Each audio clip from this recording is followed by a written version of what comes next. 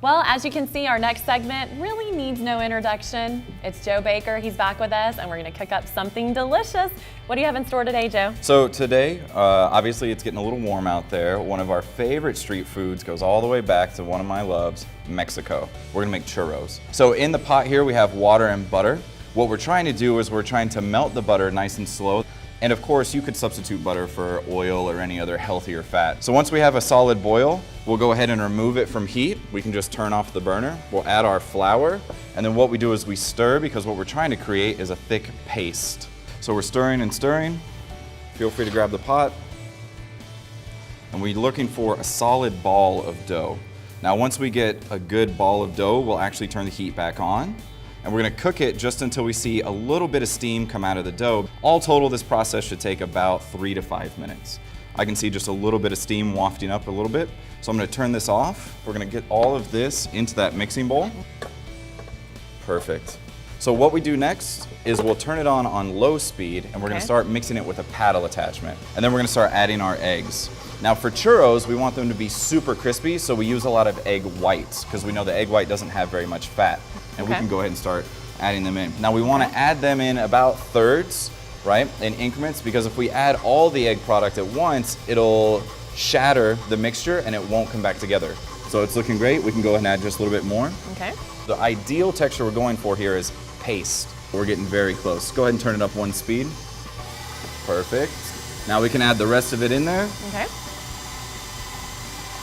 Now, once you have all your product in there, you're gonna mix, and it'll take a lot longer to come back together. All right, so let's go ahead and cut it off.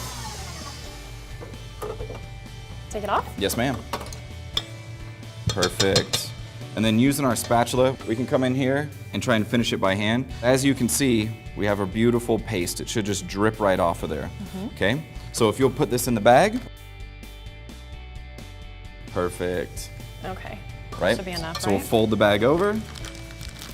Excellent. And what we'll do is we'll set it on the table, and we'll make sure that everything is down at the bottom. So just using the karate chop of your hand, just kind of squeeze it all down. All right, so we have our oil at about 350 to 375 degrees Fahrenheit. So we take our bag, and we'll hold it about an inch off the oil, and we'll drop just a little bit in, and then we'll pull it up and see how it fries. Now, it should instantly start to bubble, and within 30 seconds, it should rise all the way to the top and start floating. So we're observing how quickly they cook. So then we can go ahead, after about 30 to 45 seconds, we'll flip it over and see how the bottom of it looks. We're already getting some browning. These should cook in 3 minutes or less. And we're getting very close already. And you can see we're definitely getting a beautiful golden brown now. So our first churro here, we'll flip it over. We'll pull it up and we'll drain it for a moment or two.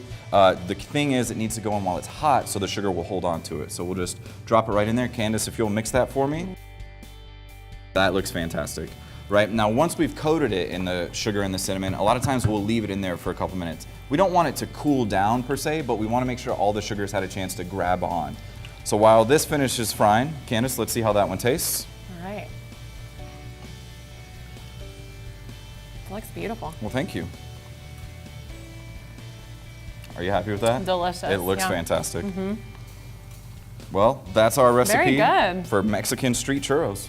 Awesome. Thanks, Joe. My kids are going to love this too. Excellent. To get this full recipe and others, be sure to visit our website, todaywithkandace.com. And if you'd like to learn more about Joe and his culinary creations, check out joethebaker.com.